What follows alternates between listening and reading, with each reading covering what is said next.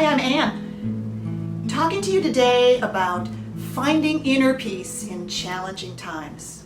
Here's a question for you. What's the hardest situation for you to be peaceful in? When someone's confronting you? When a deadline is looming? When you call a meeting and half the people are late?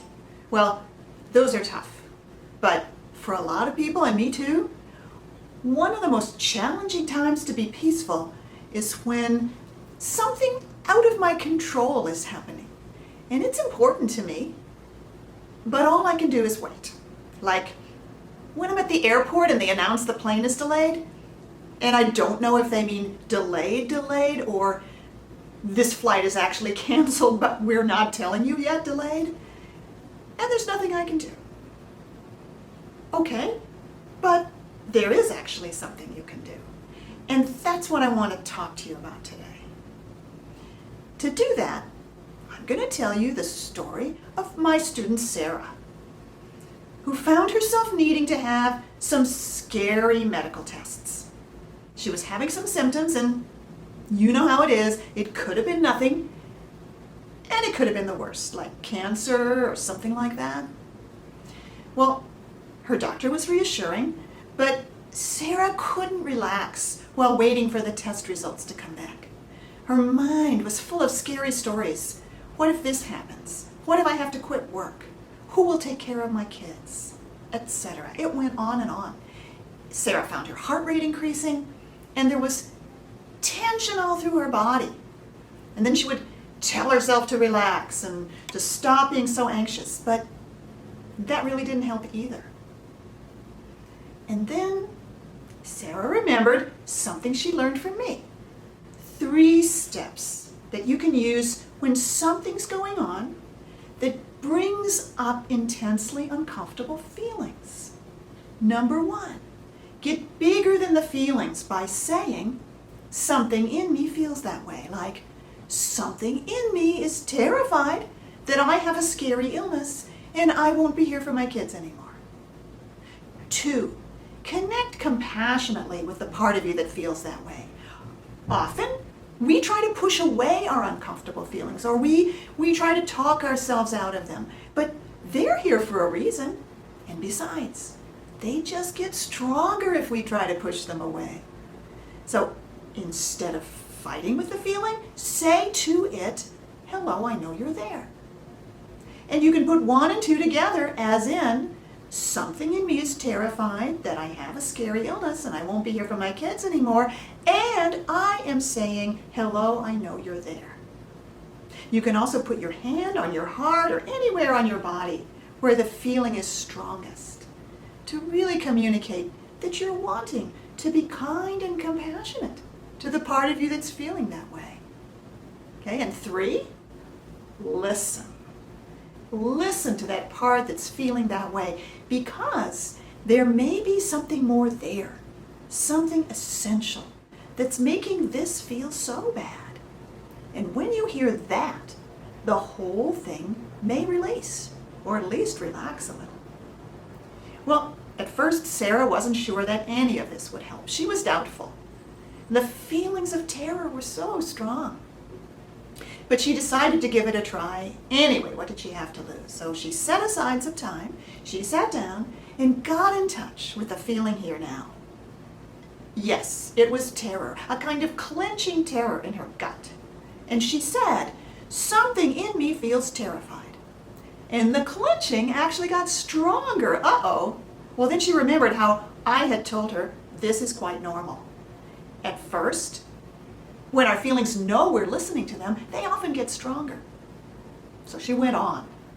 She said a kind and compassionate hello to the part of her that was clenching in terror.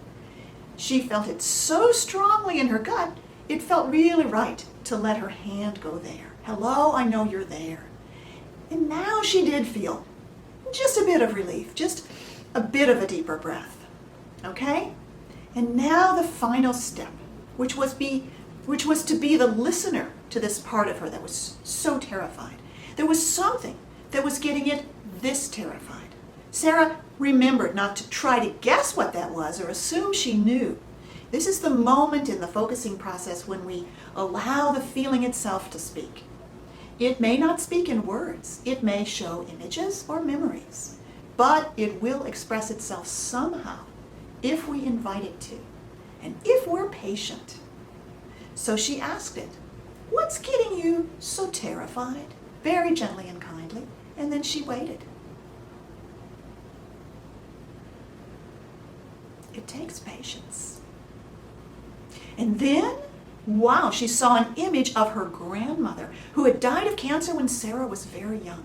Little Sarah had not been supposed to see her grandmother that way. The kids were supposed to be protected from contact with someone dying. But Sarah did get a glimpse of her grandmother looking weak and helpless, and she'd forgotten all about it. But this part of her clenched in terror, waiting for the results of the medical tests. It carried the memory. It didn't want her to ever be like that, weak and helpless and needing to be hidden away from sight. So she let it know she heard it. Very kindly and compassionately, she heard that terrified part of her, as if it were the young Sarah inside, still scared at the way serious illness was treated back then. And the feeling in her body settled. It calmed. It unclenched. Sarah could take a deep breath. Waiting for the results of the test wasn't so hard anymore. She could go about her life with more calm. Oh, and by the way, Sarah's tests came out fine. It was nothing serious. But you know what? If she had had the scariest result, this ability to be present to her stressful feelings would have carried her through the procedures and the treatments and the hair falling out and whatever else she needed to face. So, what were those 3 steps again? 1, get bigger than the stressful feeling by saying, "Something in me feels that way."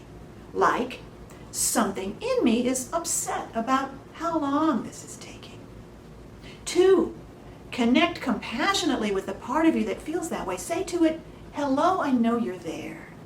And maybe put a gentle hand wherever you're feeling it the strongest. And 3, listen to that part that's feeling that way. Allow it to let you know what's bothering it so much. We can't take for granted that we know the reasons for how we're feeling. Instead, we respect our feelings for having some good reason to be there. And what's the most powerful way to show respect?